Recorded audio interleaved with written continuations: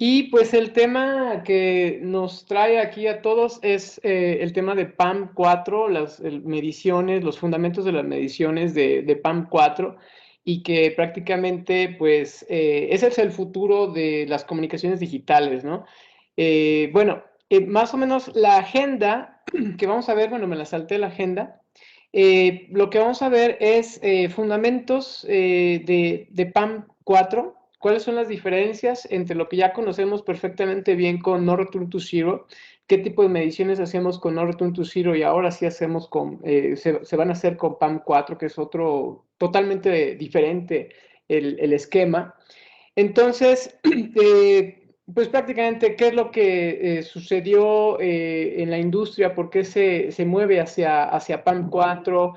Y bueno, las soluciones de prueba, por ejemplo, si tú quieres probar el transmisor, ¿qué tipo de mediciones son las que te vas a pedir en el transmisor? ¿Qué tipo de mediciones van a pedir en el receptor? Etcétera, ¿no? Entonces, bueno, sin más preámbulo, vamos a empezar con la parte introductoria.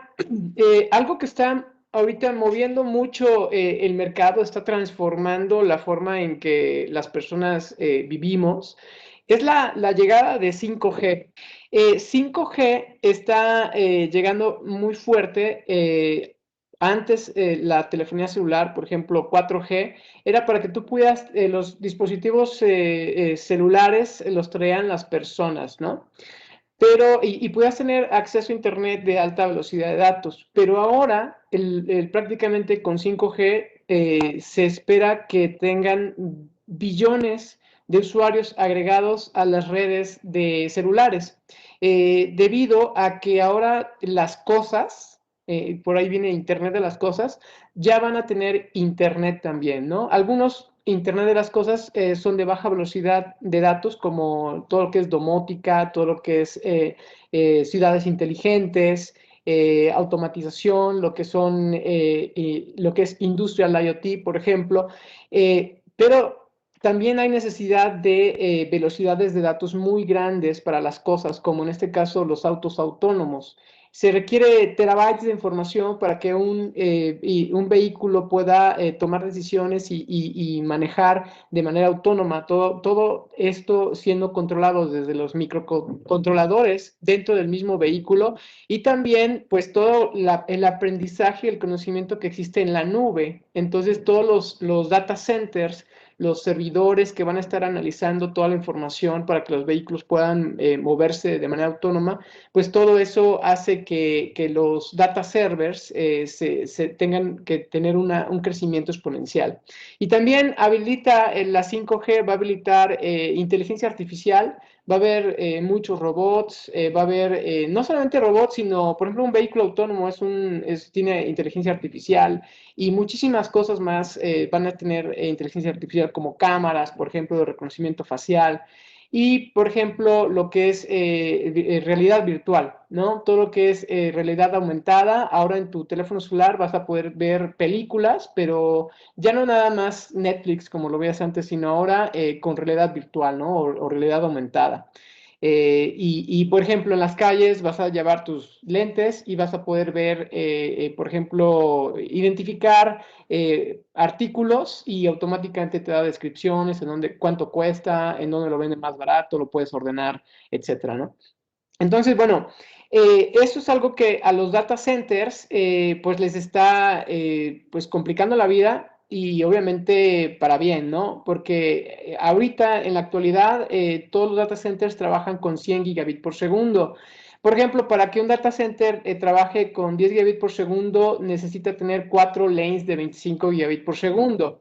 Pero para que ahora satisfaga las necesidades de 5G, necesitas llevar hasta 400 gigabit Ethernet. ¿Qué sucede eso? Entonces tendrías que tener cuatro veces, una estructura 4 veces más grande para poder satisfacer 400 gigabit Ethernet que se requiere para que 5G funcione.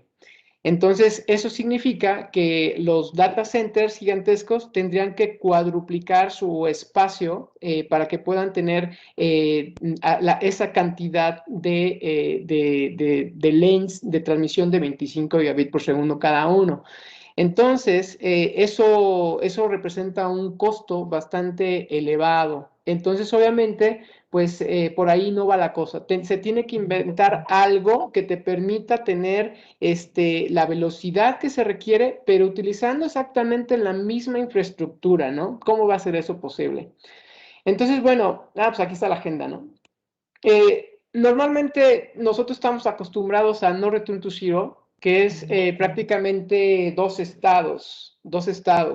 En este caso, dos estados donde el estado bajo es normalmente un cero y el estado alto es un 1. Y de esa manera tú puedes llevar cierta información, ciertos datos, pero hasta cierta capacidad. Si tú quieres llevar mayor velocidad de datos, ¿qué sucede? Que tienes que hacer, digamos que, por ejemplo, este es el bit más pequeño. Ahora en ese bit más pequeño tienes que llevar, si quieres llevar el doble de velocidad de datos, lo tienes que hacer la mitad de rápido. Entonces tienes que tener un rise time más rápido. Cuando tú incrementas el rise time, eso automáticamente en una línea de transmisión requiere mayor ancho de banda. No es lo mismo llevar un rise time lento que te requiere poco ancho de banda que cuando tú incrementas el rise time para que tú puedas llevar más bits por segundo en una fracción de tiempo. Entonces, ese incremento del rise time, cuando tú lo ves en el dominio de la frecuencia, son múltiplos de armónicos nones que se van juntando todos ellos y te dan una señal cuadrada. Pero cuando tú tienes más armónicos, entonces tu rise time es más rápido, ¿no? Entonces, cuando tienes más armónicos, obviamente necesitas más ancho de banda, ¿no? Entonces, bueno, eso es algo que hay que ver ahí. Pero entonces dices, bueno, ok, pues vamos a meterle más ancho de banda a las redes, ¿no? Pero eso ya no es posible. Por ejemplo, toda la infraestructura, todos los PCBs están trabajando con ciertas limitaciones en ancho de banda. Si metemos mayor ancho de banda al cableado, por ejemplo, a los PCBs, entonces prácticamente se tendría que cambiar toda la infraestructura que existe actualmente y el costo sería mayor. Entonces, por eso se buscan esquemas de modulación como PAM4, ¿no? Aquí podemos ver el típico insertion loss como podemos ver, entre más alto es la frecuencia, mayor insertion loss tenemos. Entonces, eso significa que las señales, entre más frecuencia requieren o más ancho de banda requieren, más atenuación van a ser vulnerables, ¿sale?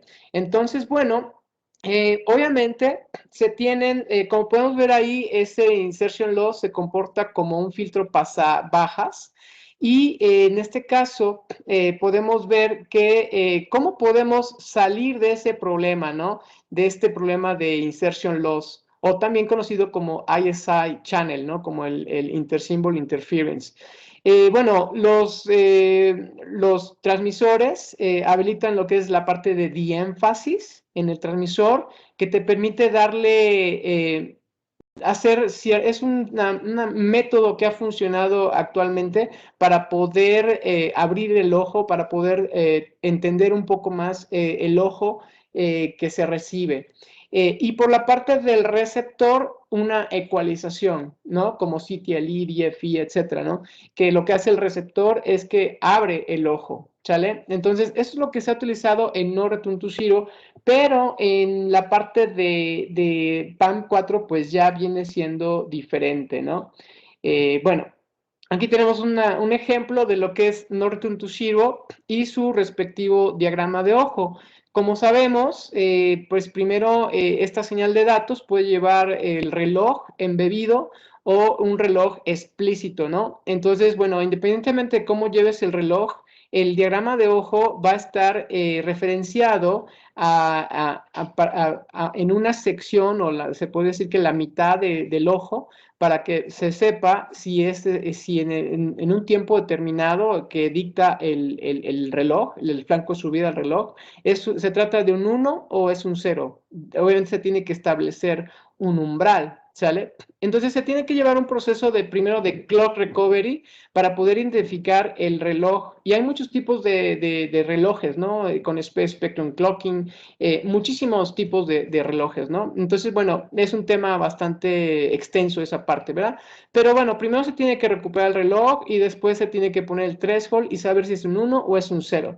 Cuando estamos hablando de PAM4, ya se llevan no nada más 2 estados, sino se llevan 4 estados, como lo podemos ver aquí. Entonces, en esos 4 estados vamos a poder llevar 2 bits por símbolo. Ahorita vamos a profundizar un poquito en ello, ¿no? Pero cuando tú haces tu diagrama de ojo, prácticamente te quedan 3 ojos ahí, ¿no? Entonces ya no puedes tener un solo threshold, ahora vas a tener 3 umbrales para poder determinar si es el estado alto o alguno de los intermedios o el bajo, ¿no? Entonces se complica la situación aquí, ¿no? Entonces, bueno, vamos a ver, por ejemplo, en el caso de PAM4, ahora vamos a tener en este caso 4 estados, ¿no? Y al momento de que estemos transmitiendo uno de esos estados, va a estar transmitiendo 2 bits simultáneamente, ¿no? En el caso puede ser 00, el nivel más bajo, el que sigue hacia arriba 01, el que sigue 10 y el que sigue 11. Esto le va a permitir digamos, al transmisor que en vez de que transmita el doble de información en una misma unidad de tiempo, utilizando exactamente el mismo ancho de banda.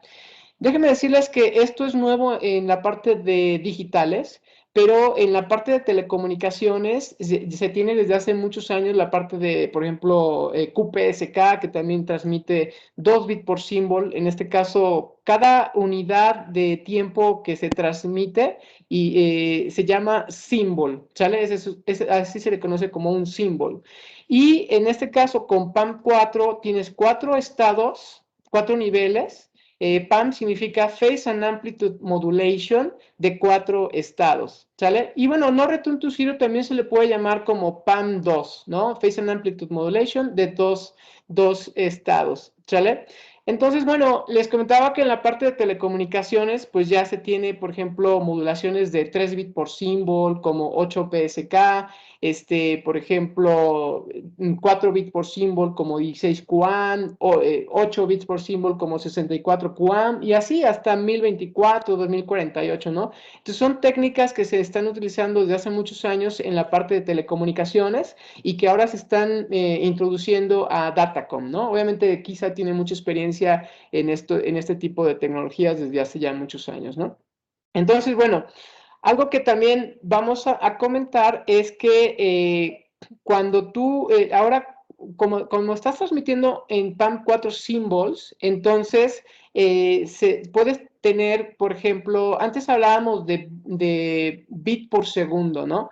Entonces, por ejemplo, pero cuando estás hablando con PAM4 o PAM, cualquier tipo de modulación, vamos a hablar de baudios, ¿sale? De baudios. Entonces, por ejemplo, un sistema que transmite 28 gigabaudios en sí transmite 56 gigabits por segundo, ¿sale? ¿Por qué? Porque lleva 2 bits por symbol, ¿sale? Entonces, no sé si queda claro, porque muchas veces nos confundimos. Pensamos, o sea, tenemos que poner mucha atención cuando hablamos de baudios en vez de bits, ¿sale? Entonces, cuando hablamos de baudios, sabemos que como lleva 2 bits por symbol, prácticamente la velocidad de datos sería el doble, ¿no? Si lo expresamos como gigabits por segundo, ¿sale? Obviamente, cuando hablemos de otras modulaciones, por ejemplo, hay PAM3, hay PAM4, 5, y en el futuro pues va a haber muchísimas otras modulaciones que van a llevar 3 bits por symbol, 4 bits por symbol, 6 bits por symbol, etcétera. Entonces, esa es la misma referencia que vamos a utilizar. Puede ser por 2 o por 3 o por 4, etcétera, ¿no? ¿Ok? Muy bien. Hablando del ancho de banda, podemos ver que, por ejemplo, si llevamos esta señal de 64 gigabits por segundo o gigatransfer por segundo no return to zero, es decir, ahí tenemos un bit por symbol.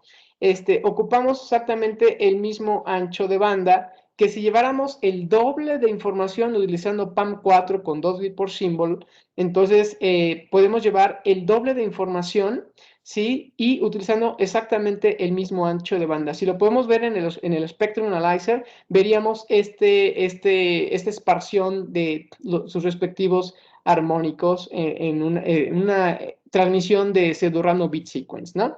Entonces, bueno, eso es algo muy interesante. Eso significa que utilizando exactamente la misma infraestructura que tenemos actualmente, o sea, los mismos PCB, los mismos cables, el mismo cobre, o inclusive la misma fibra óptica, o sea, el mismo ancho de banda, podemos llevar el doble de velocidad de datos, ¿sale? ¿Ok? Entonces, bueno, ok, entonces todas esas son las ventajas, ¿verdad? Pero la desventaja que tiene PAM4 es el signal to noise radio, o sea, la diferencia que existe entre la señal y el ruido. Como podemos observar, en una señal no return to zero, pues tenemos un gran espacio para determinar si es un 1 o es un 0. Y obviamente la tendencia en las tecnologías es que cada vez se transmite con menor amplitud, ¿sale? Entonces, por ejemplo, con DDR, luego viene el Low Power DDR y así. La tendencia es que se transmita con menos amplitud. ¿Por qué? Porque la integración entre los chips, aparte que es más cercana una entre otras, hablamos de microprocesadores y nanotecnología, pero también para ahorrar energía eléctrica, ¿no? Para que tú puedas tener menor consumo de energía en cada uno de tus componentes y la pila de tu teléfono, de tu laptop o inclusive de un server sea más eficiente en el consumo de energía, pues los voltajes tienen que ser más pequeños y eso reduce y nos complica al proceso del el análisis, ¿no? Ahora que ya estaba pequeño los ojos, ahora imagínate con PAM 4 que tienes 3 ojos, entonces el tamaño permitido ahí se vuelve extremadamente pequeño, ¿no? Entonces, bueno, se sabe que cuando tú haces tu medición de diagrama de ojo pegado al transmisor, pues no vas a tener ruido agregado, ¿verdad? Pero ahora, si tú separas por una cierta distancia en pulgadas hasta llegar a tu receptor, entonces obviamente ese ojo ya va a estar totalmente cerrado. O sea, se espera que las señales de PAM4 lleguen al receptor totalmente cerradas. Eso es algo importante porque antes se tenía mucha referencia al diagrama de ojo y la prueba de máscara.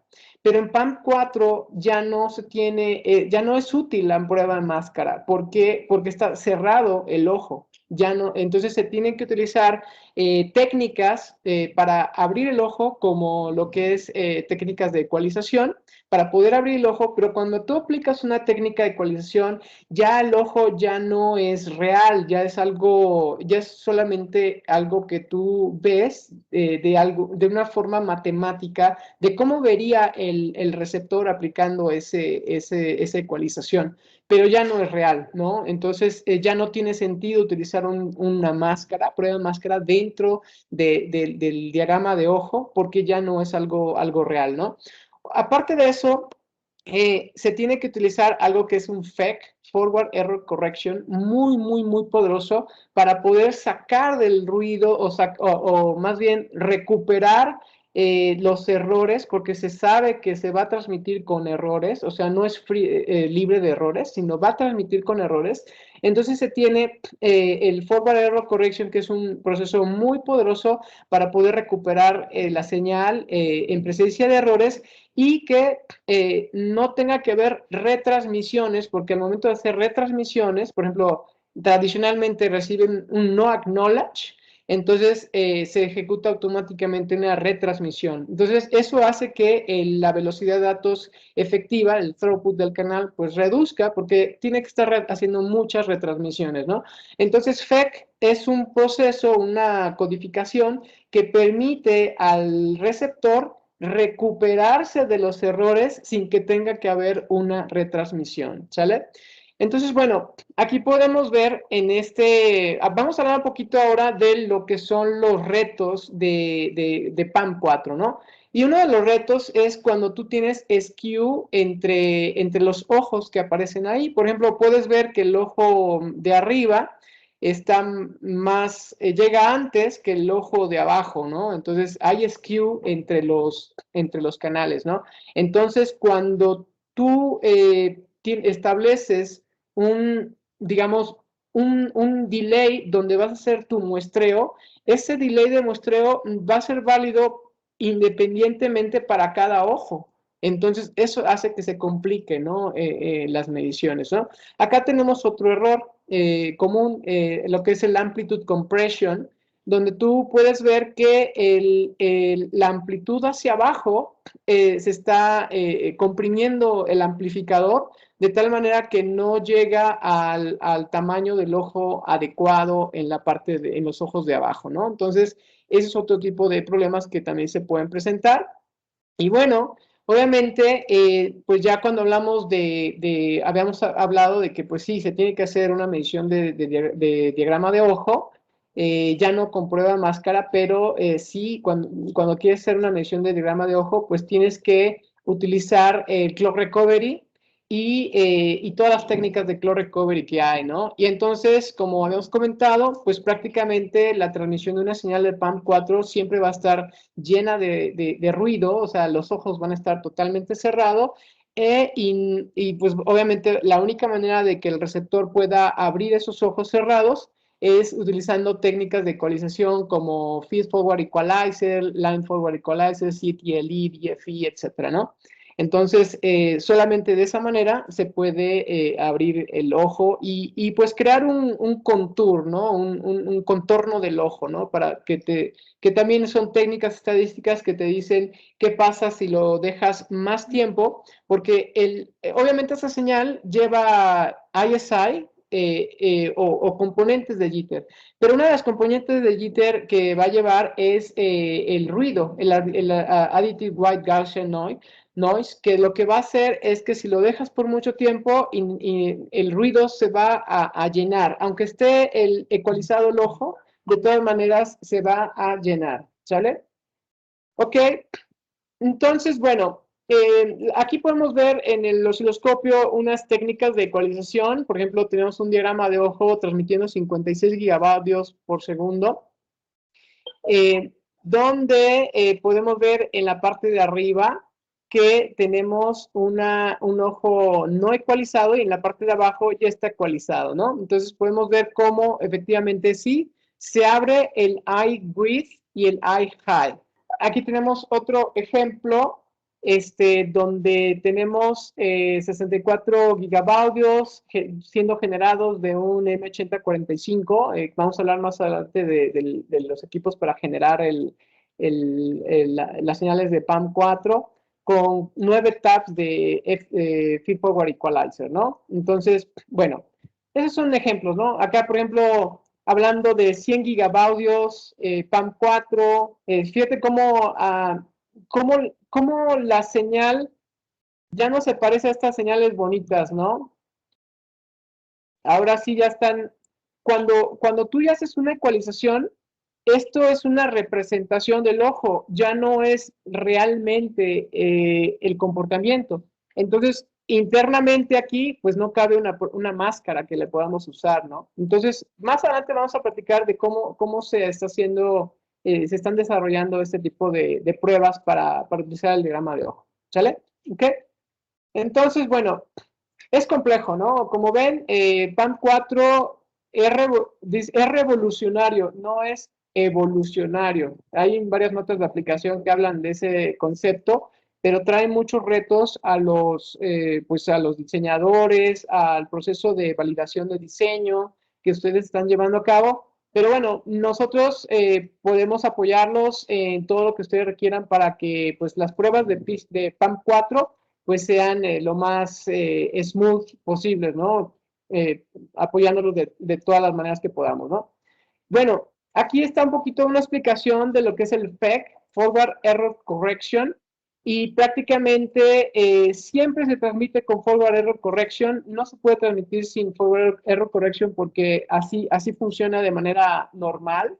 Se tiene un FET encoder, se sabe que va a llevar ruido, o jitter, y se utiliza el FET, el encoder de receiver.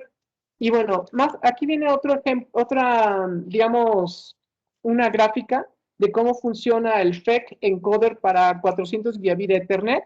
Es prácticamente, no voy a entrar en detalles, pero prácticamente se hace una compresión de datos, se hacen scramblers, se crean paquetes de 256 bits por 257 bits, se hace lo que es, se le insertan marcadores o alignments, después pasa por el symbol distribution, se divide en dos esta distribución y bueno, se empaqueta y se manda por diferentes lanes. Por ejemplo, si el transmisor va a tener, por ejemplo, 8 lanes, por ejemplo, de esas 8 lanes se va a ir distribuido esta información entre los 8 lanes.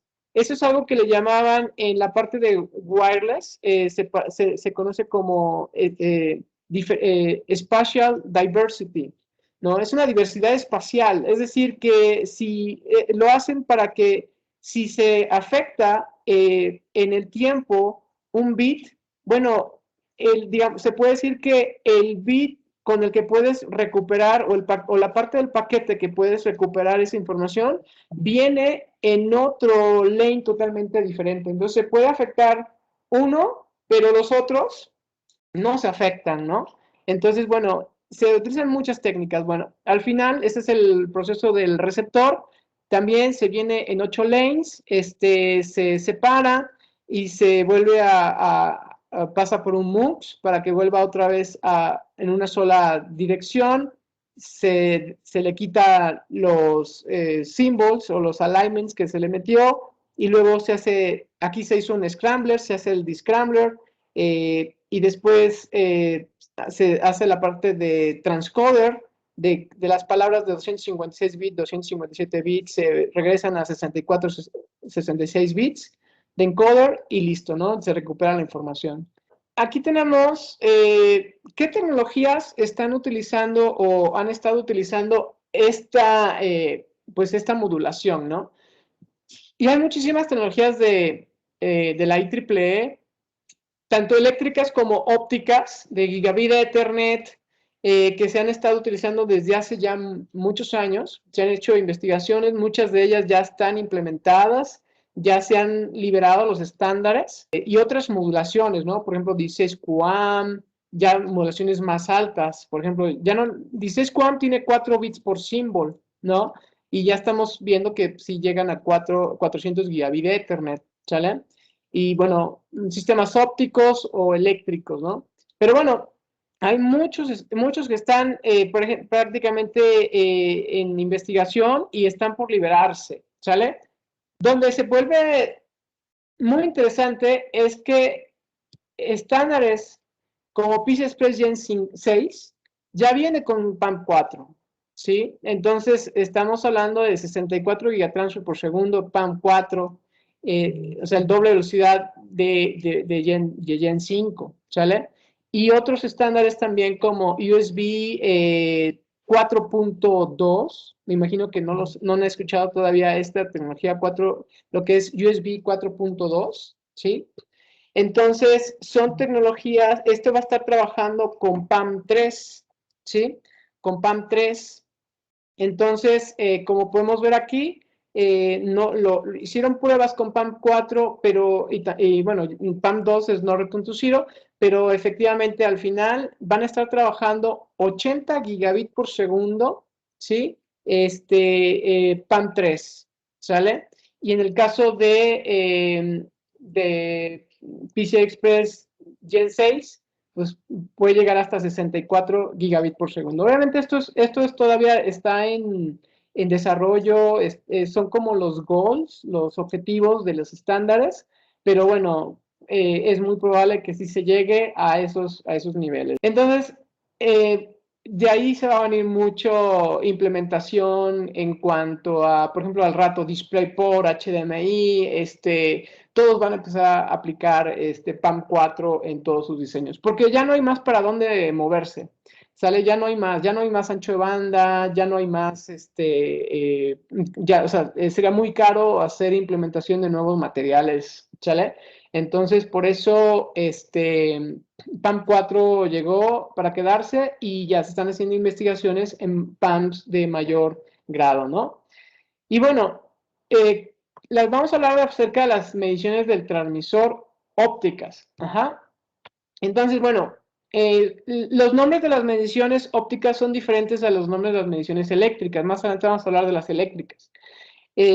Mediciones como Extinction Radio, no va a entrar a mucho detalle porque es un tema bastante extenso, lo que es Extinction Radio, OMA, Optical Modulation Amplitude, lo que es la prueba del ojo, lo que es Transmitter Dispersion Penalty, pero bueno, aquí algo que se me hizo interesante es que la prueba máscara, bueno, desde la parte óptica fueron los primeros que implementaron esta parte de PAM4, ¿no? Y ellos fueron los primeros que dijeron, ¿sabes qué? Descartamos la prueba máscara porque no nos sirve.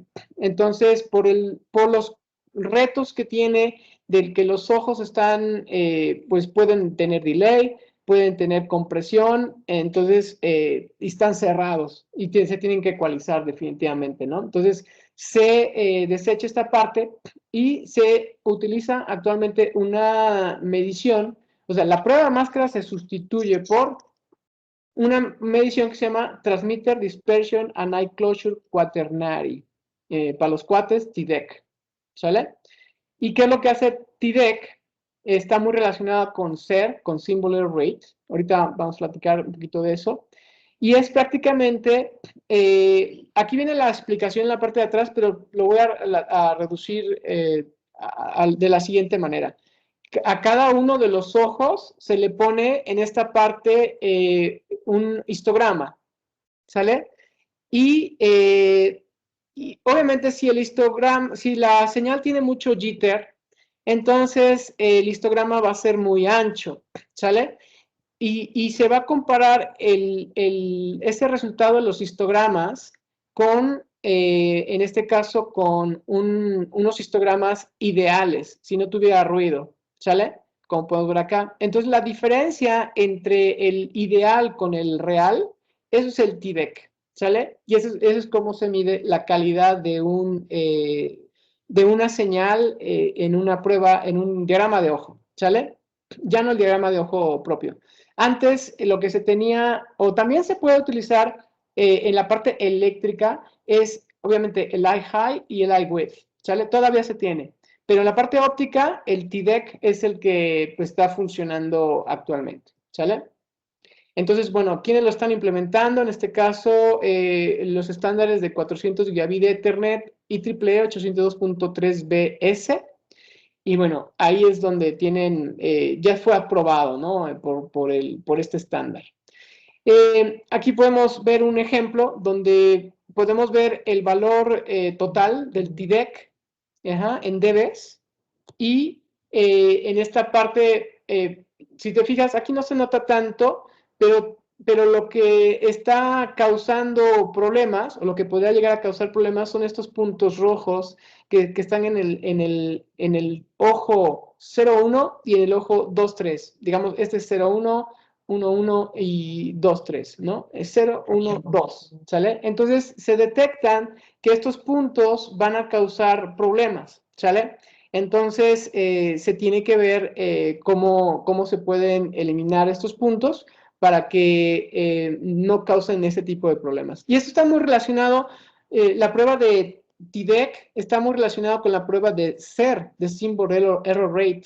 Aquí, por ejemplo, se puede utilizar un BERT para hacer la prueba de SER, o también te puede dar una referencia, un osciloscopio, ya sea de sampleo o un osciloscopio de tiempo real, para obtener esta referencia del SER, del Symbol Error Rate, ¿sale? Ok, entonces, bueno, aquí vimos el total, el valor total del TDEC. pero aquí podemos ver parcialmente, por ejemplo, analizado en el 0, o sea, en el ojo 0, en el ojo 1, en el ojo 2, ¿no? Aquí está 0, 0, 1, 1, 2, ¿sale? Y el total que podemos ver acá. Entonces, individualmente puedes ver qué parte está teniendo problemas. En este caso también te dice si es el derecho o el izquierdo, ¿sale? Entonces, por ejemplo, puede estar bien, por ejemplo, el ojo del centro, el 1, puede tener valores bajos, mira, 0.75, 1 dB, pero puede estar mal el 1 y el 2, ¿no? Y ahí sí se eleva casi a 2, ¿sí? Los valores, ¿no? 2.15 los valores, ¿no? Entonces, eso te ayuda a entender en dónde está el problema, en qué ojo es el problema, en la derecha o en el lado izquierdo, ¿sale? Y bueno, herramientas de análisis ópticas, pues tiene lo que es el DSA, lo que es el Sampling Oscilloscope, que es un osciloscopio de muestreo, que es modular, le puedes aquí meter módulos ópticos y puedes hacer tu análisis con estos osciloscopios de 2 o 4 canales o más, ¿no? Se tienen estos otros, digamos, osciloscopios de sampleo que se parecen a estos. Digamos, este es el osciloscopio de banco y este es el que normalmente recomendamos a manufactura.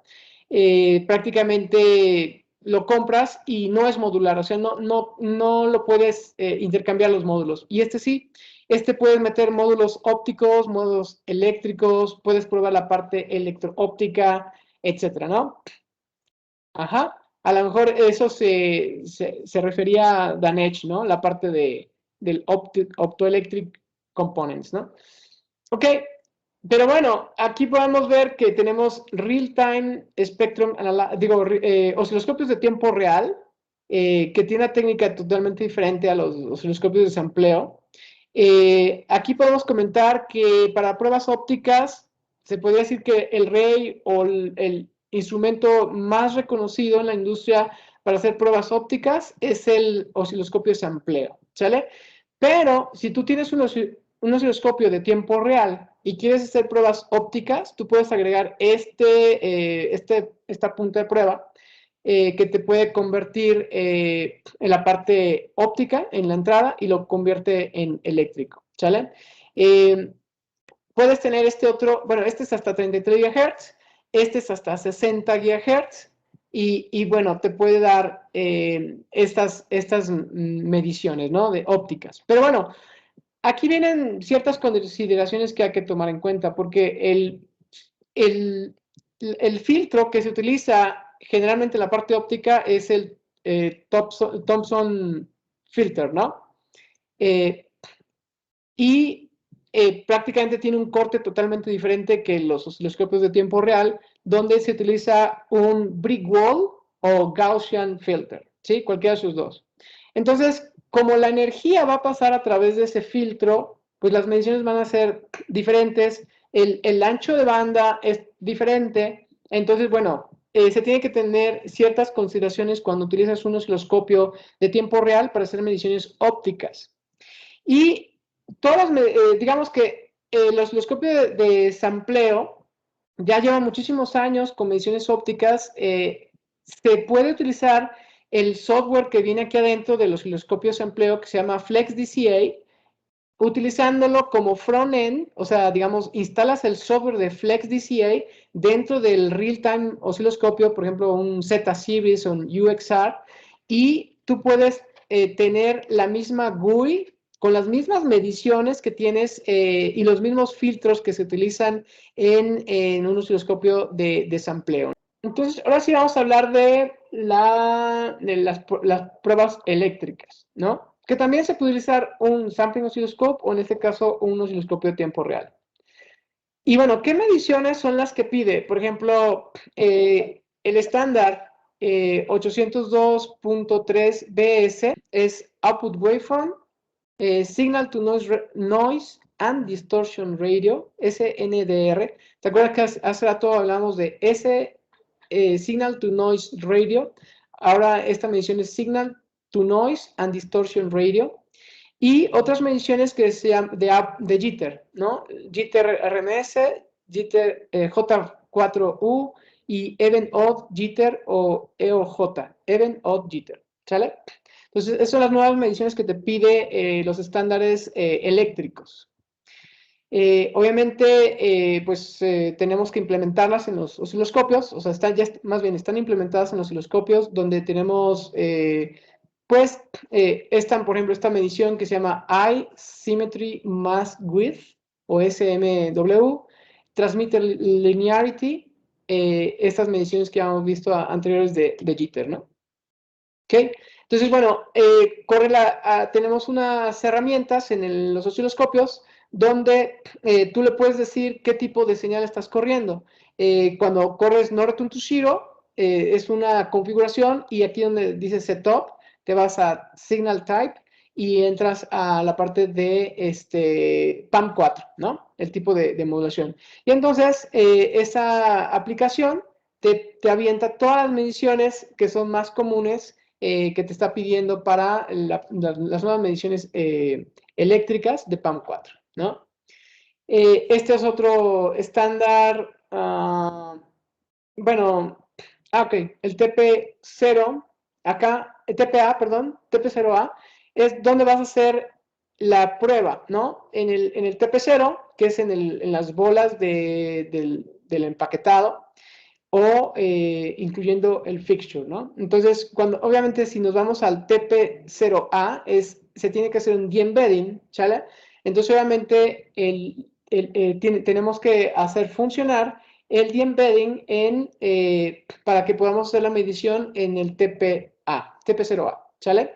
Entonces, bueno, aquí vienen más, por ejemplo, estándares como el 802.3 BJ, que lo está implementando este tipo de mediciones, ¿no? Este es el Four Order Bessel Thompson. Este principalmente se utiliza en óptico, pero hay formas de poder aplicar estos filtros, ya sea que utilices Sampling Oscilloscope, donde ya vienen prácticamente esos filtros, y también se puede hacer un mimic de esos filtros utilizando los osciloscopios de tiempo real, ¿sale?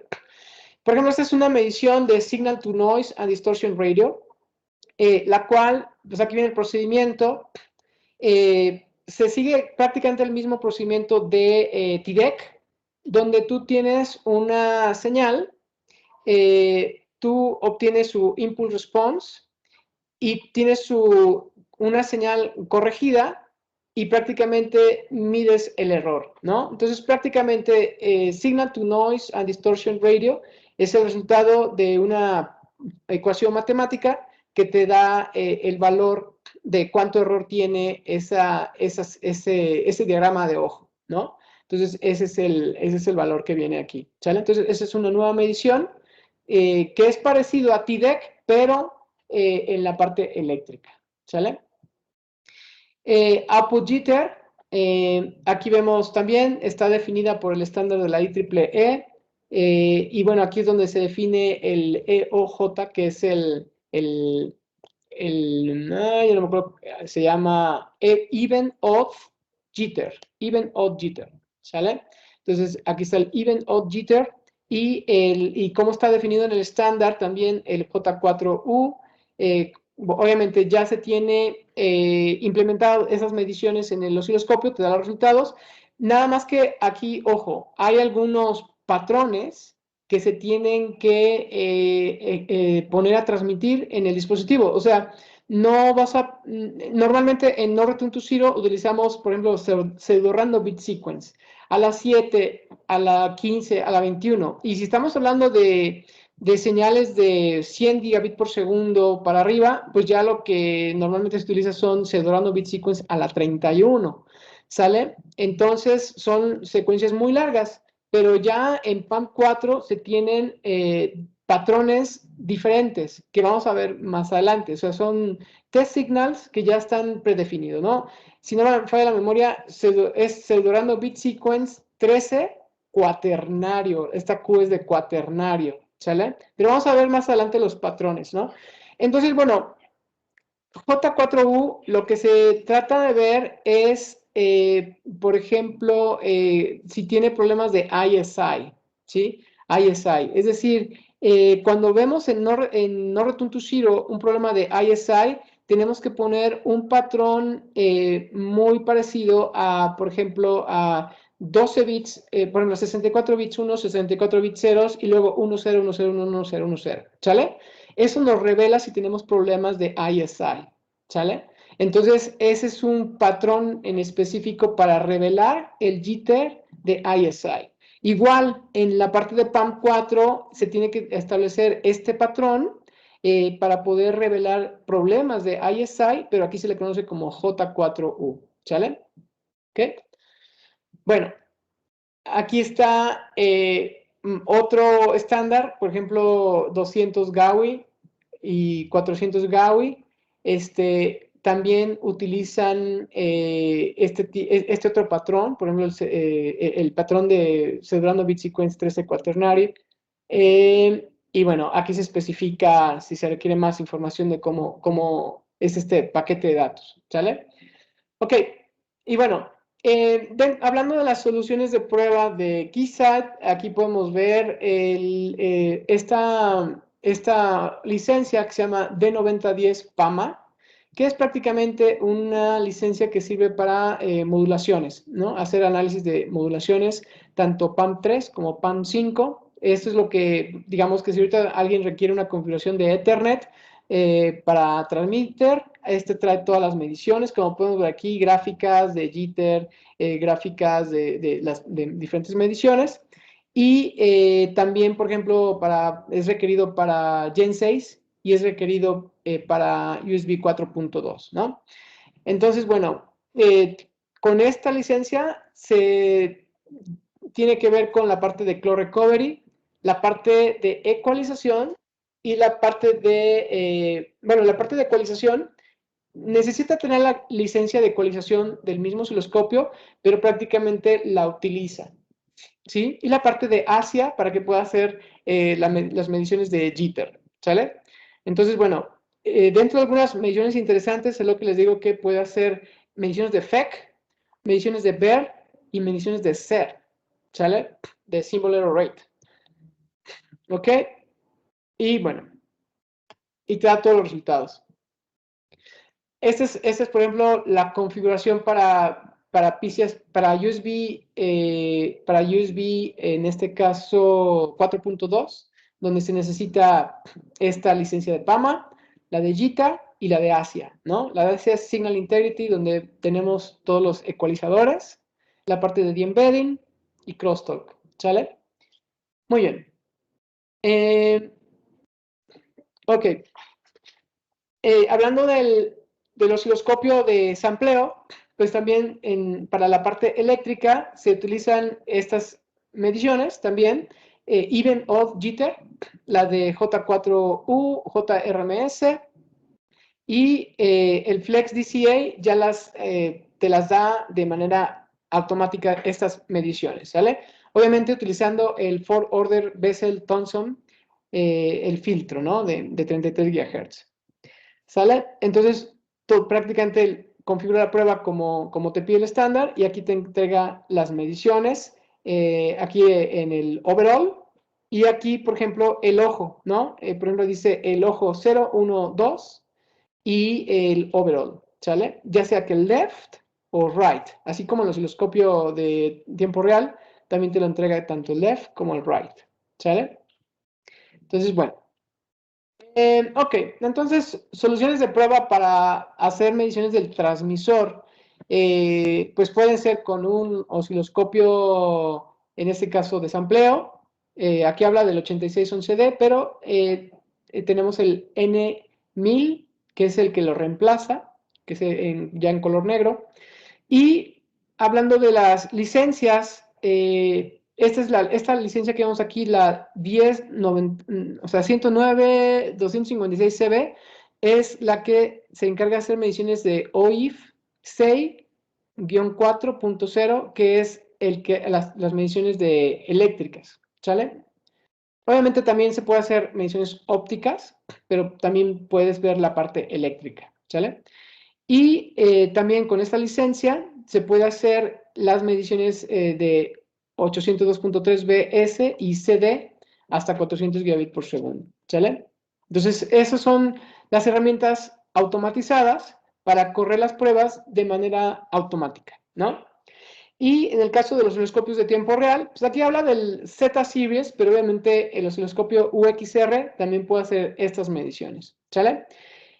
Y bueno, las licencias, esta es la que les mostré hace rato, la de PAM4 o PAM3, y esta es la licencia también para OIF, CI y las de BS y CD, que aquí se utiliza el osciloscopio de sampleo, pero aquí se utiliza el osciloscopio de tiempo real para correr las mediciones de manera automatizada. Acá algo interesante es que dentro de las mediciones del osciloscopio de tiempo real agregaron pruebas de BER, de bit error rate, ¿sí? Es algo muy interesante que vamos a abordar más adelante, ¿no?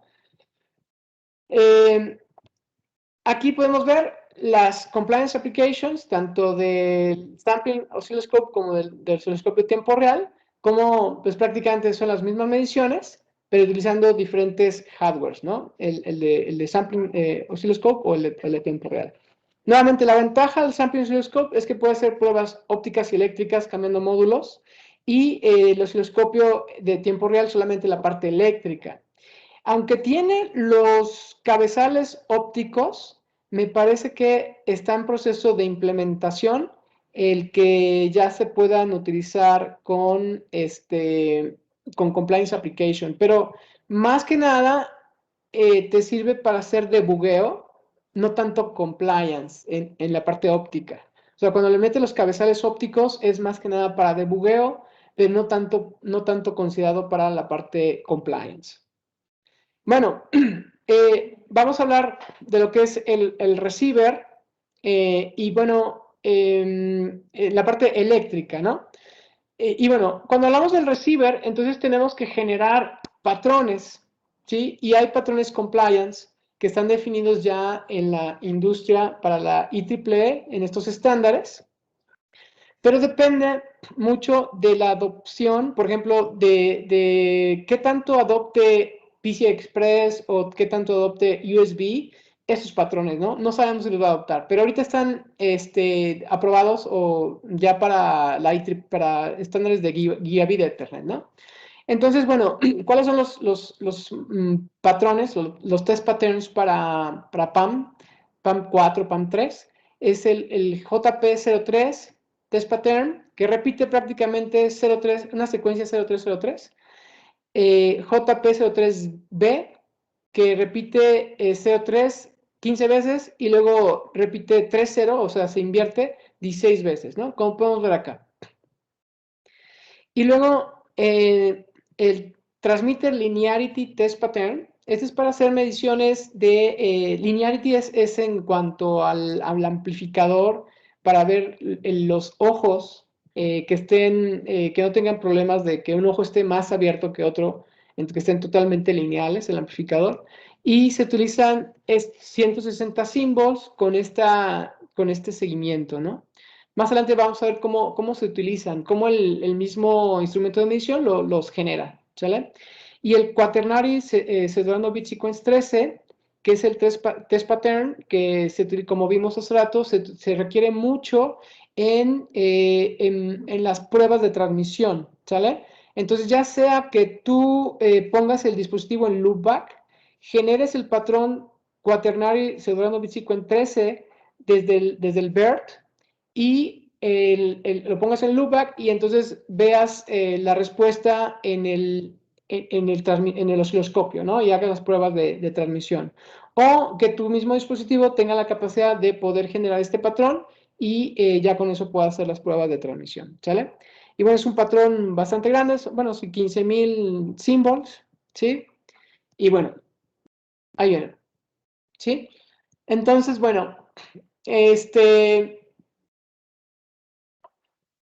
bueno, aquí viene en qué pruebas, bueno, aquí cómo se ven, ¿no? El even off, las pruebas de jitter, de even off, jitter, que vimos hace rato, se utiliza este patrón, ¿sí? Y bueno, aquí lo podemos ver. Bueno, en el diagrama de ojo, pues no, eso es no return to zero, ¿no? También se puede usar tanto en no return to zero como en este caso en PAM4, ¿sale? Ok, aquí está un poquito más de información acerca del patrón de linealidad, ¿sí? Y el estándar, cómo lo está implementando. Acá los niveles, por ejemplo, es el BA, BB, BC, BD, son 4 niveles, y cómo tiene que ir manejando esos valores. Si se fijan, es como una escalerita seguido de alto, bajo, escalerita para abajo, ¿sale? Entonces, así se ve el patrón. Y bueno, el Quaternary Pseudorandom Sequence 13, aquí vemos, este es un diagrama de ojo, pero ya se tiene ecualizado, ¿sale? Por eso se ve así como esos lóbulos bastante elevados, porque ya lleva una ecualización, ¿sale? Entonces, prácticamente se utiliza para hacer pruebas de transmisión, pero para hacer las mediciones de ojo, ¿sí? Aquí sí hay high, hay width y hay skew. Son las mediciones que se realizan, ¿sí? Y bueno, se utiliza este patrón, ¿no? Para las pruebas de transmisión, ¿sí? Ok, ahora vamos a hablar acerca de las pruebas de... Ya tienes el patrón, ahora una prueba de bit error rate, normalmente en un JBERT, lo que haría es que genera una secuencia de bits sedulatoria, pones tu dispositivo en modo loopback, el JBERT lo que le agrega es jitter, ese jitter es calibrado de tal manera que cumple con los estándares, de tal manera que no tenga ni más ruido ni menos ruido o fuentes de ruido de las que especifica el estándar. Se transmite a esa señal hacia tu dispositivo bajo prueba, el dispositivo bajo prueba se está caracterizando el receptor y se pone en modo loopback para que veamos los bits que se le enviaron, los bits que está recibiendo el equipo, el JBERT, en este caso su error detector, y entonces hace una comparación entre el bit que se envió y el bit que recibió el error detector, ¿no? Entonces, si transmitiste un 1 y recibiste un 1, entonces no hay errores. Pero si transmitiste un 1 recibiste un 0, entonces detecta un error, ¿sale? Se cuantifica un error, ¿sale? Entonces, de esa manera funciona, ¿sí? En PAM4 se pueden hacer pruebas de bit error rate, ¿sale? Pero lo más natural es hacer pruebas de symbol error rate, porque siempre se transmiten 2 bits por symbol, ¿sale? Siempre se transmite 2 bits por símbolo. Entonces, ahí va a haber una diferencia entre... Pero bueno, cuando tú transmites 2 bits por símbolo, digamos que transmites un 00 y te cuenta en error, te cuenta un error el BERT, tú no sabes si el que falló fue el primer 0 o el segundo 0, ¿sí? Ya cuando es una prueba de bit error rate, sí sabes, digamos, porque se tiene que decodificar y entonces encontrar que esos símbolos eran 2 bits, ¿sale? Entonces, ¿cuál de los dos falló? ¿Sí? ¿El primero o el segundo? Entonces, la prueba de bit error rate sí te dice eso. La prueba de symbol error rate te dice nada más hubo un error, pero no dice si fue el primero o el segundo. Entonces, por eso las mediciones de bit error rate en PAM4 pueden ser diferentes a las mediciones de symbol error rate. Pero bueno, realizando ambas te permite saber un poco más de cómo se comporta tu dispositivo, de por dónde viene la falla, ¿sale? Tenemos una herramienta que se llama Ver Distribution, o sea, donde tú puedes ver la distribución de los errores, ¿sale?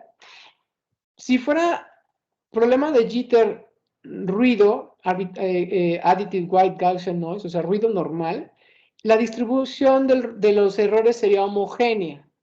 Pero si hay otro problema que no es ruido, entonces podrías tener shots de errores en diferentes secciones del paquete de datos, ¿sale?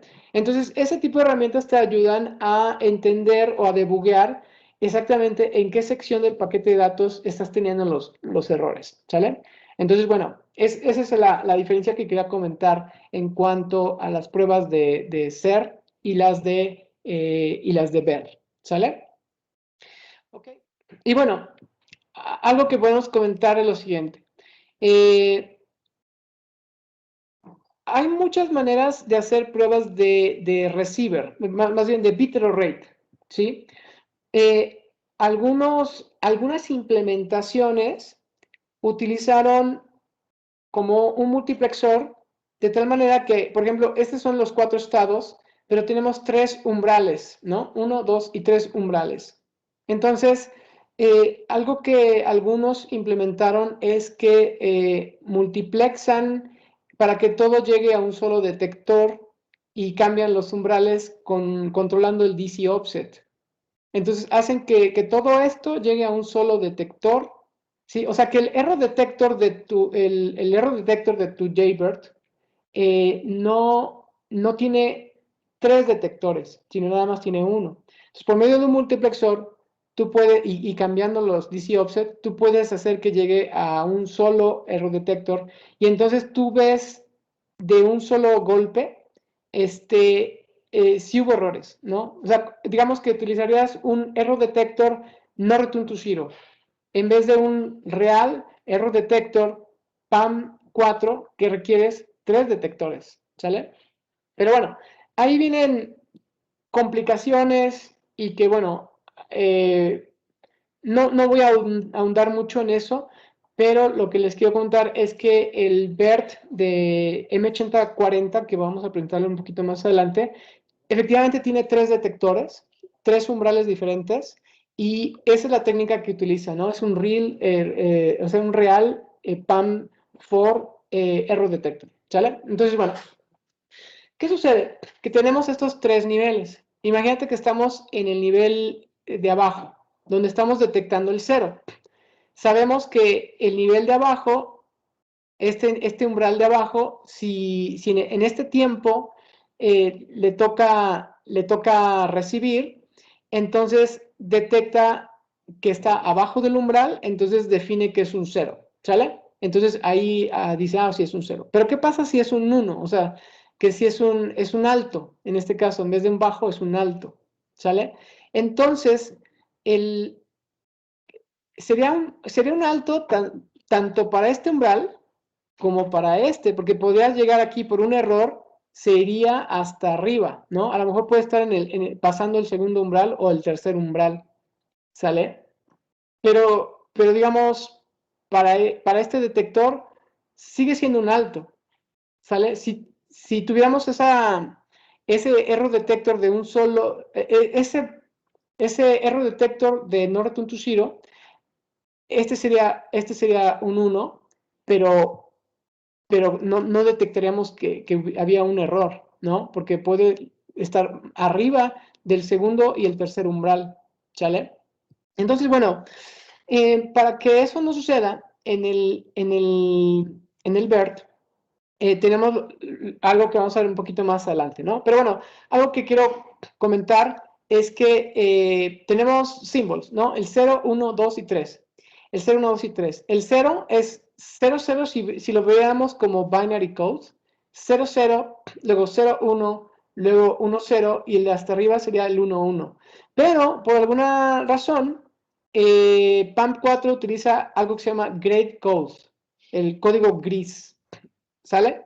Y aquí da la explicación de que hay un shift de un bit y bueno, entonces por lo tanto el de abajo, hasta abajo es un 0, 0, el que le sigue es un 0, 1 y luego el de arriba es un 1, 1 y el que le sigue es un 1, 0, ¿sale? Está raro, pero así funciona, ¿no? No es lo lógico del binary code, sino en este caso se hace un cambio, ¿no? No sé por qué, pero se usa en gray code y así funciona, ¿sale? Así está por estándar, ¿sale? Entonces, PAM4 usa gray code y es 00, 01, 10, que está invertido con este, y el último es 10, ¿sale? Ok, y bueno, Entonces, regresando al comentario que les iba a hacer de los umbrales, aquí en el umbral podemos ver que tenemos esta tabla de verdad, ¿no? Entonces, estamos en el 0, entonces, si es 0 para el umbral de arriba, el de en medio y el de abajo, entonces definimos que es un 0, 0. Y luego nos vamos al siguiente nivel, ¿sí? Al 1. Entonces, si ahí es un 0 en el upper, en el medium, pero es un 1 para el low, el threshold de abajo, entonces estamos hablando de que es un 0, 1. Y nos vamos con el segundo. Si este es un 0, porque está abajo del tercer umbral, del tercer umbral, del medio es un 1 y es un low, entonces estamos hablando del 1, 1. Y el último nivel, el tercer nivel, entonces si es 1, 1, 1 en todos los umbrales, entonces sabemos que es un 1 y un 0, ¿sale? Entonces es la única manera de asegurarnos de que efectivamente estemos detectando correctamente el umbral que le corresponde, ¿sale? Porque cuando estamos transmitiendo, cuando tenemos el BERT y tenemos el Pattern Generator, está generando una secuencia compliance, ¿sí? Pero puede, en el proceso de loopback, puede llegar en un tiempo diferente y puede haber un buffer. Ese buffer puede ser elástico, entonces el tiempo puede variar mucho. Entonces, y puede cambiar durante el proceso, puede cambiar ese delay. Entonces, el error detector lleva una secuencia independiente de esa generación de esa señal que sabe que va a recibir. Entonces, es la única manera de poder saber o estar seguros de que este es digamos que este es el símbolo correcto, ¿no? Que es el 1-0, el 1-1, el 0-1 o el 0-0, ¿sale? Muy bien. Bueno, esa es la manera de cómo el error detector del M8040 hace esta distinción entre diferentes símbolos, ¿sale? Y bueno, dentro de las mediciones que te arroja el BERT está, por ejemplo, obviamente te da bit error rate, te da symbol error rate, te da symbol error rate en el 0, en el 1, en el 2, en el 3, en el nivel, digamos, por niveles o por ojos, ¿sale? Entonces te da muchísima información. Tú puedes ver solamente cuál es el symbol error rate total, pero también tienes análisis, ¿sí? Te da más información, por ejemplo, cuántos bits comparó, cuántos bits encontró un error, etcétera, ¿no? Tanto para cada uno de los niveles o cada uno de los ceros, ¿sale? ¿Ok? Eso ya te sirve para tu diagnóstico. Bueno, les presento lo que es el nuevo BERT. Muchos de ustedes están familiarizados con el M8020A. Prácticamente es el mismo chasis.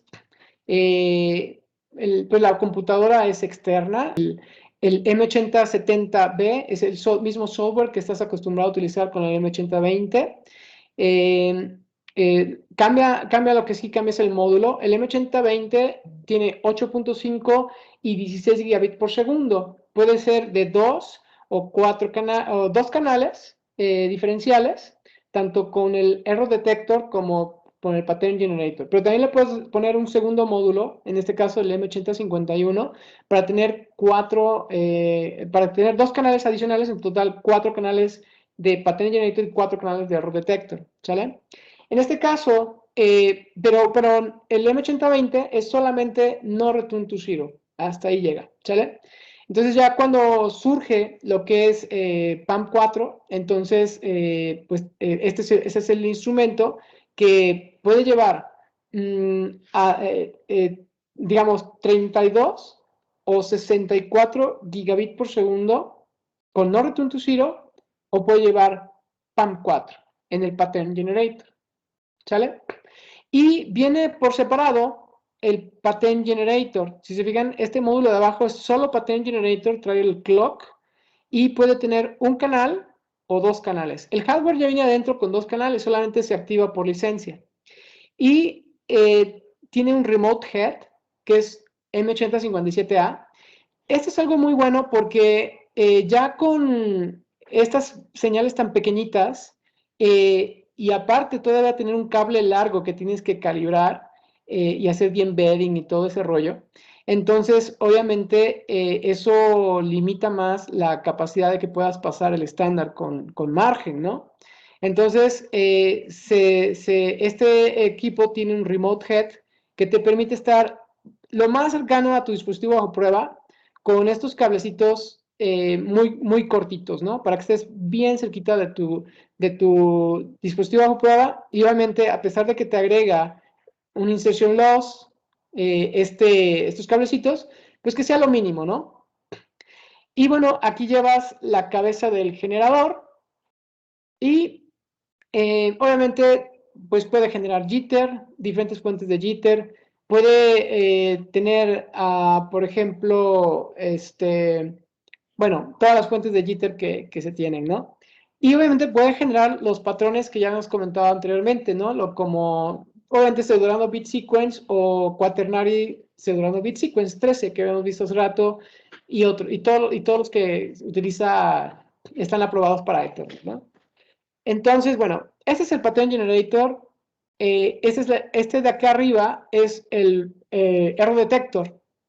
Error Detector. Y el Error Detector sí puede ser de un solo canal, ¿sí? Tú puedes tener dos Pattern Generators y actualmente se está metiendo mucho enfoque en mediciones de crosstalk. Entonces, por ejemplo, DDR requieres un segundo canal para generar patrones que creen señales de crosstalk, ¿sí? Y entonces haces mediciones de bit error rate en presencia de crosstalk, ¿sale? Pero bueno, en este caso tenemos el error detector que les comentaba que es 100% nativo de PAM4, solo que llega hasta 32 gigabaudios con PAM4, ¿sale? 32 gigabaudios. Obviamente es suficiente para PCI Express Gen 6, pero por ejemplo para algunas tecnologías de gigabit Ethernet como 56 gigabaudios, pues ya no es suficiente, ya no llega, ¿sale? Por este momento. Entonces, ¿qué podemos hacer? Por ejemplo, porque en la parte de generación transmite 32 y 64 gigabaudios. Estamos hablando de 128 gigabits por segundo, utilizando 128 gigabits por segundo, ¿sale?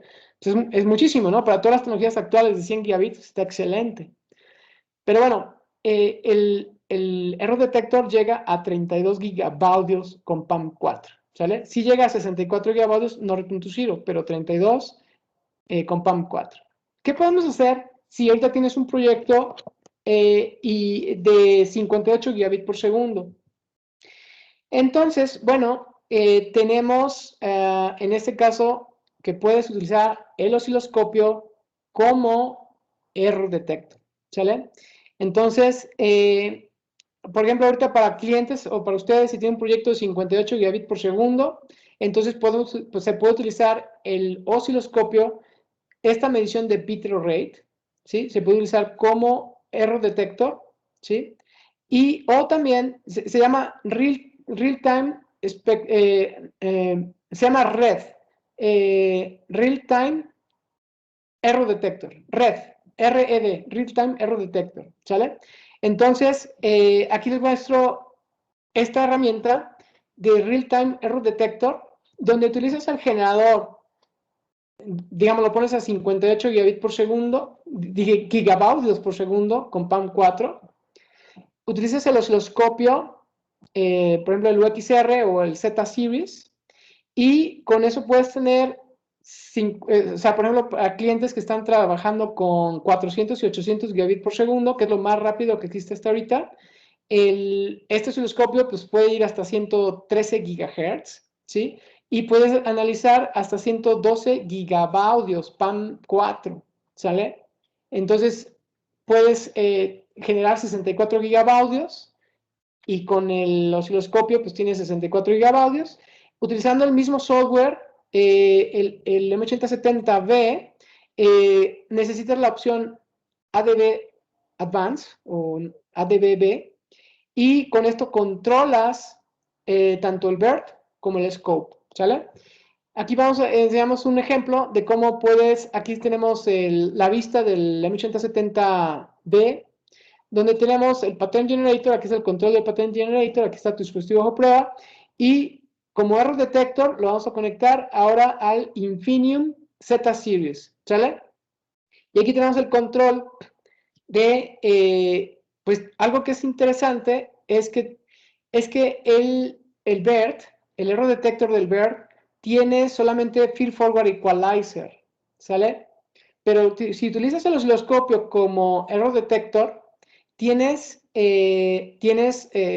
todos los ecualizadores, CTLE, DFE, FFFE, etcétera, ¿no? Todos los ecualizadores, ¿sale? Entonces es muchísimo más poderoso, ¿sale? Y desde aquí lo controlas y lo automatizas, ¿sale? Aquí puedes ver cómo está el generador del M8045. Se me olvidó comentarles que este módulo de abajo se llama M8045 y el de arriba, el error detector, M8046, ¿sale? Entonces aquí ves el M8045 como generador, aquí el M8046 como error detector y en este caso, el osciloscopio como error detector, ¿no? El Z Series, ¿sale? Y listo, desde aquí mismo, desde la M8070, habilitas todos los ecualizadores, todos los algoritmos, ya sea que cargues el algoritmo que utiliza tu receiver real o le pongas simplemente autotune y utilizas el CTLE con autotune, FFI autotune y DFI con autotune y automáticamente te saca el mejor ojo, ¿no? Bueno, aquí es algo importante comentar. No es solamente importante que uses el autotune porque lo optimiza. Más bien tienes que utilizar los valores que tu receiver está utilizando para que lo que el osciloscopio vea sea exactamente lo que tu receiver vea, ¿sale?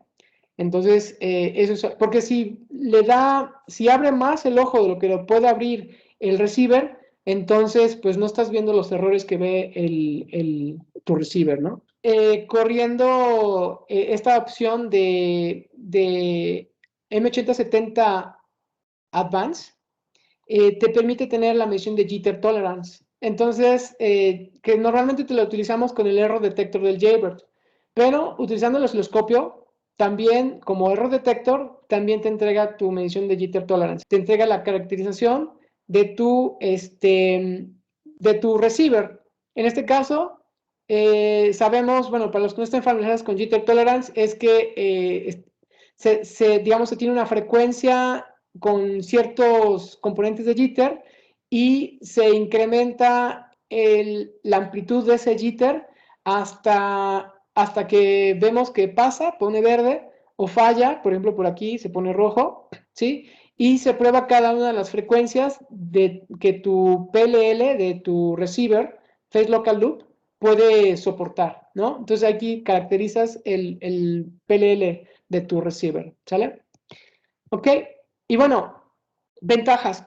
En este caso, los parámetros importantes es que el osciloscopio tiene más sensibilidad que el BERT. Por ejemplo, el error detector del BERT tiene una sensibilidad de 120 milivolts pico a pico en el ojo, ¿sí? Por eso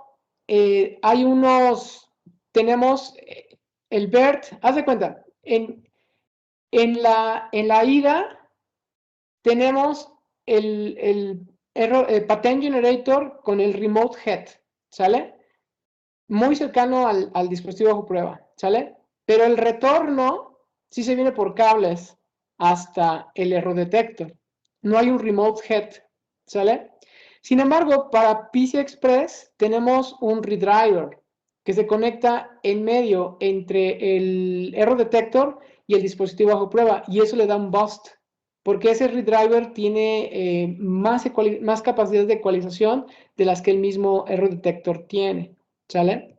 Entonces, ese Ese es un accesorio, es un repeater, un repetidor, un redriver que te abre el ojo para ayudarle al error detector a tener más sensibilidad, ¿sale? En este caso, la sensibilidad del error detector, decíamos 120 milivolts sin ese redriver, ¿no? Eh, dice, para una señal PAM4, para poderla o sea, recuperar con un error detector, se requiere 210 milivolts pico a pico, ¿sale? Esto es para no return to zero. O sea que todavía es más grande el ojo que necesita el error detector del BERT. En el caso del Z-Series, el osciloscopio, cuando tenemos el osciloscopio como error detector, tenemos una sensibilidad de 50 milivolts pico a pico, ¿sale? Para PAM4 hasta 56 gigabaudios por segundo, con ecualización, ¿sale? Pero si utilizas el UXR que tiene muchísimo menos nivel de ruido, entonces con 58 gigabaudios, la sensibilidad que necesita es de 20 milivolts pico a pico, ¿sale? Entonces, con el UXR puedes hacer mediciones que con el BERT no puedes hacer.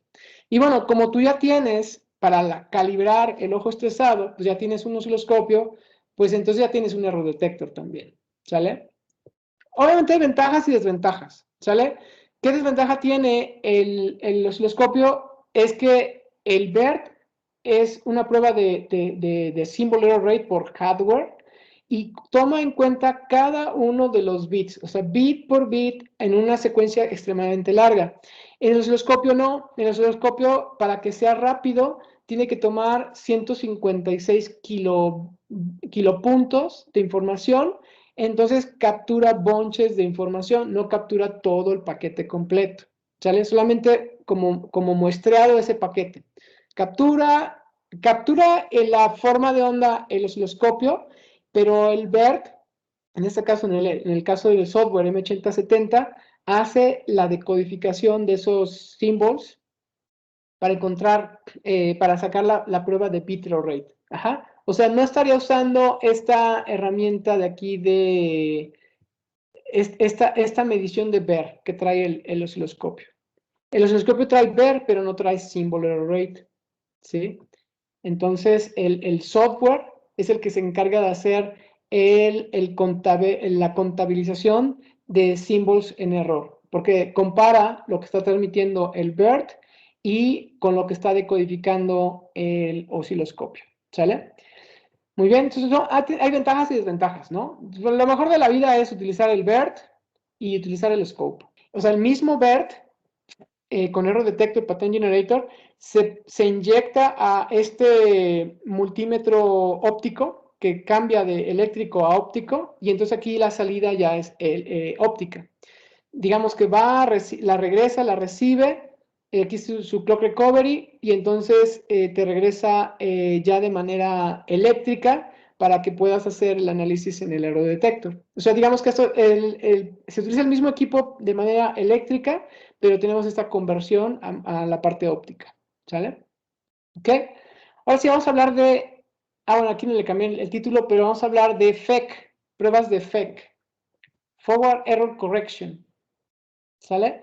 Y como habíamos dicho, el BERT no es un FEC aware, pero con este módulo que no va dentro de los slots, sino va por fuera, este ya es un protocol analyzer, un protocol generator que te permite hacer el análisis de FEC, porque prácticamente FEC ya es de capas superiores.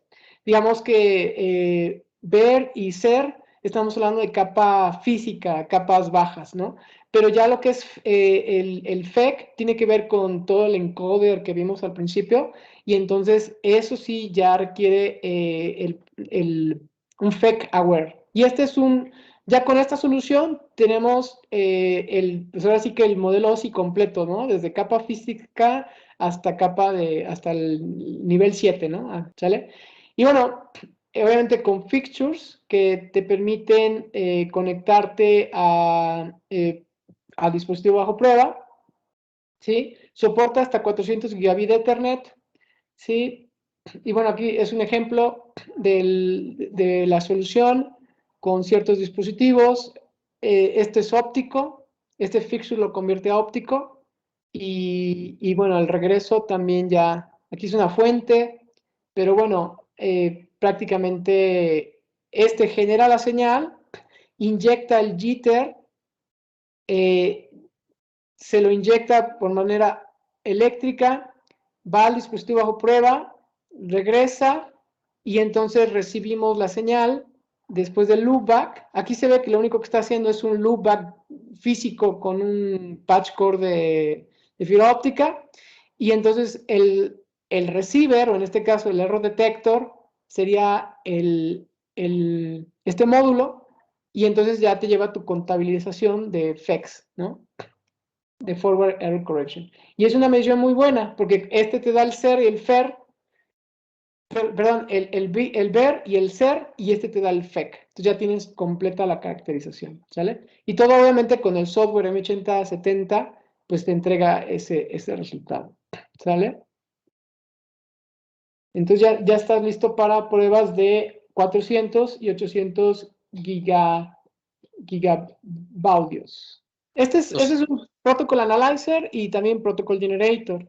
Entonces te genera y analiza, pero no inyecta jitter.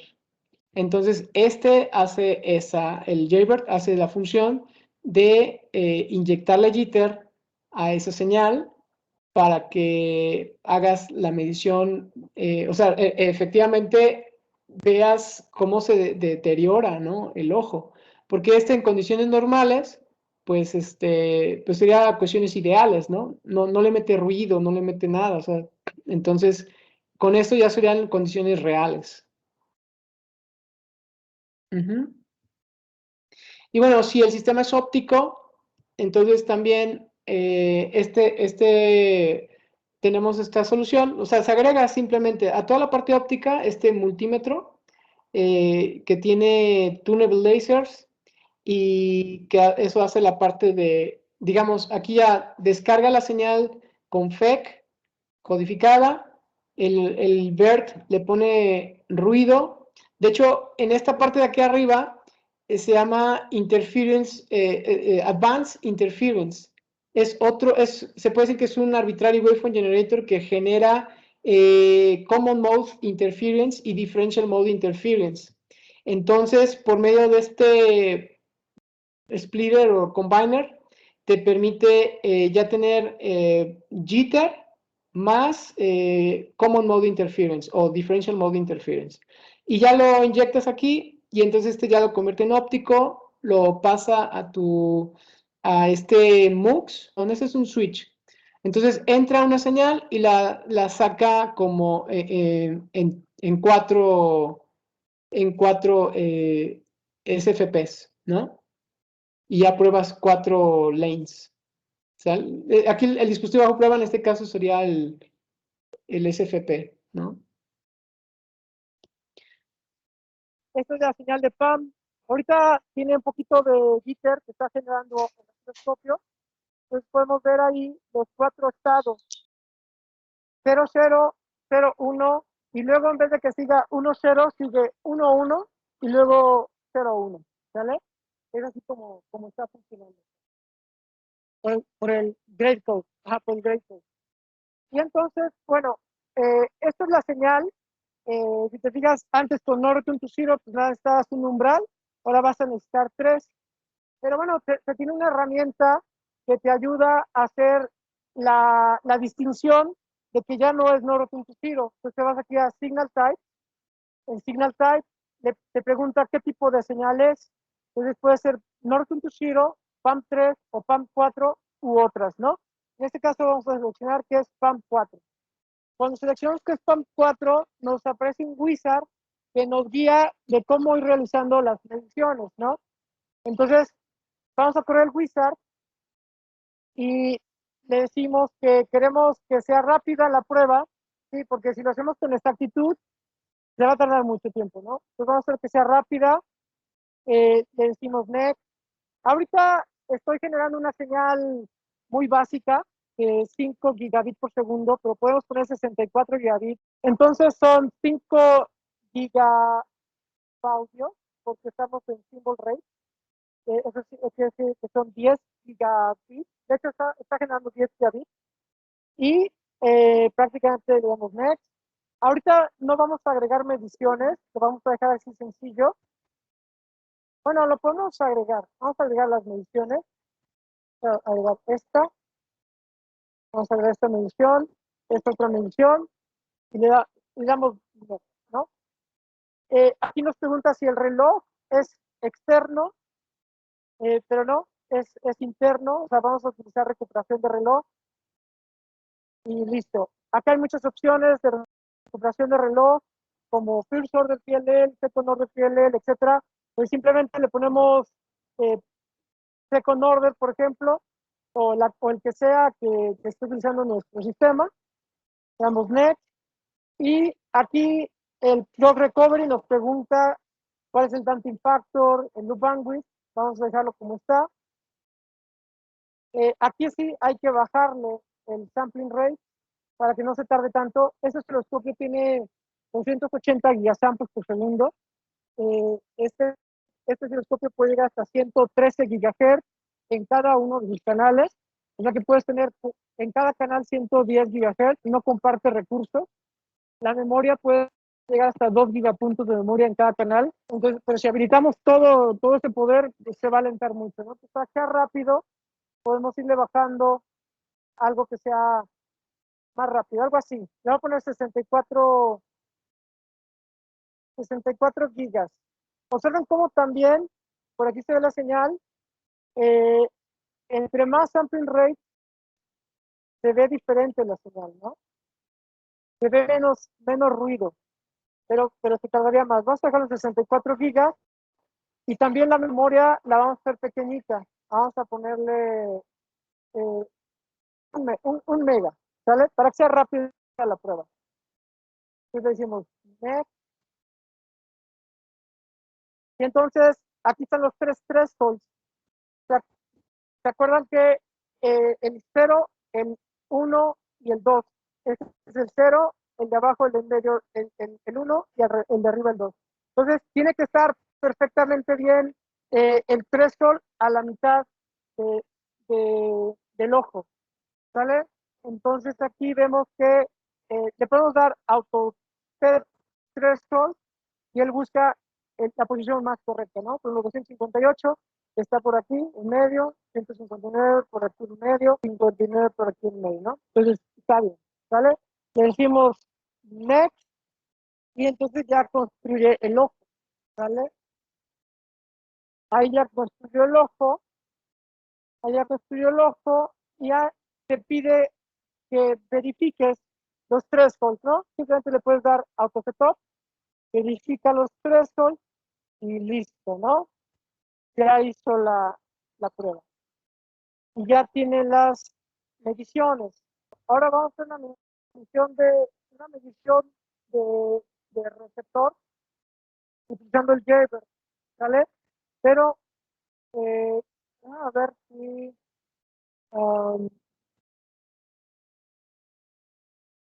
vamos a usar ahora el ver, pero como error detector, ya lo hemos visto otras veces, ¿no? Vamos a utilizar el osciloscopio como error detector.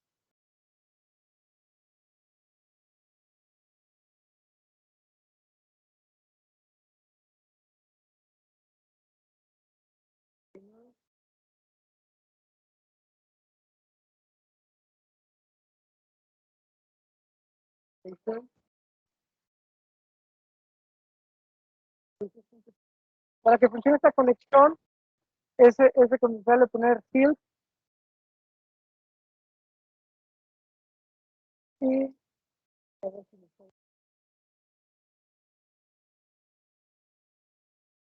ya está verificado. Y hay que ponerle un alias. Sí. Ajá. Mira, ya está aquí. Vamos ahora a abrir M80 140, M8070. ¿Sí? Y ahorita se conecta con el scope y ya se lo utiliza como detector, ¿vale? Y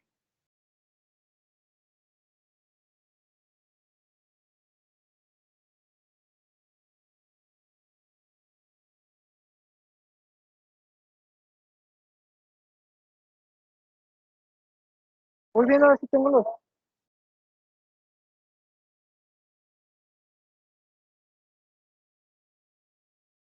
Ah, ya lo está controlando.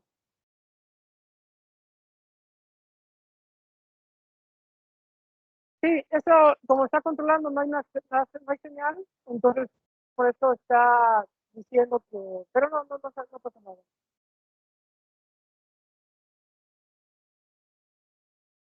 Mira, aquí traigo los adaptadores.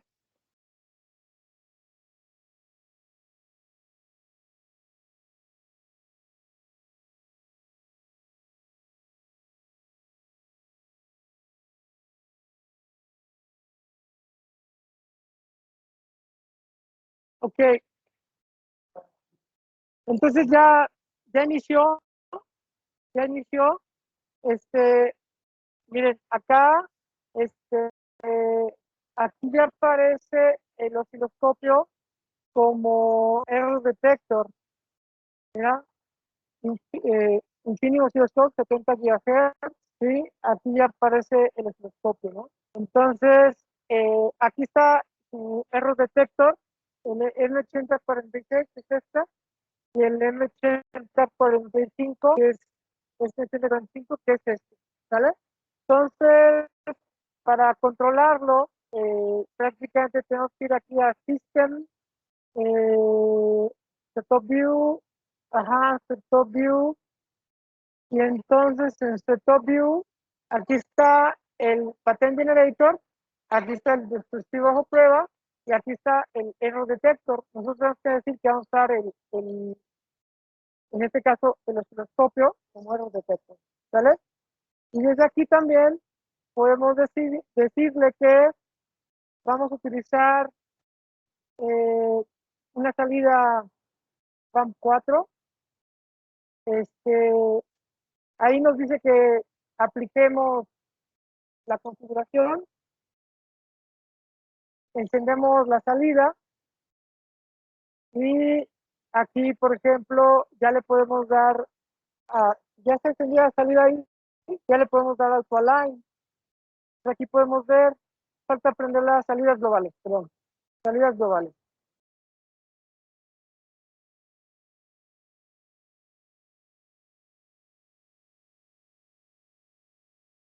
Ahí está. Aquí ya está haciendo, ahí está.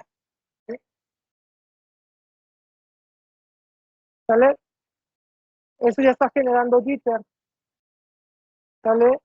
Ah, ok, voy a pasarme al telescopio para compartir pantalla para los que están allá en remotamente puedan ver.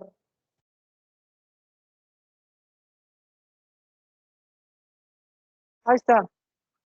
Entonces ya ahí el osciloscopio está siendo utilizado como error detector. Entonces me voy a pasar aquí al Jaybird para que me haga un barrido, en este caso jitter tolerance, ¿sale? Bueno, aquí puedo cambiar el data rate porque ahorita está muy bajo, pero bueno, podemos poner 64 gigabits por segundo, gigabytes, por ejemplo. Pero bueno, vamos a dejarlo así sencillo y podemos habilitar la herramienta de jitter tolerance. Sin mediciones, pues vamos a jitter tolerance y entonces podemos establecer una, para que sea rápido, le ponemos, a ver, 50%. Ahí vamos a correr la prueba de jitter tolerance. Y lo que hace esta prueba de jitter tolerance es que agrega, empieza a hacer una gráfica de tu PLL, tu Phase Local Loop. Entonces, con los valores que ya estableciste, que ya calibraste, crea una tabla donde a diferentes frecuencias le va a ir agregando poco a poco más jitter, ¿sale? Entonces ahí tú puedes ver cómo se ensancha, ajá, cómo se ensancha en este caso, ¿cómo se llama? El diagrama de ojo, ¿no? Que se va viendo que va a tener más jitter. Entonces aquí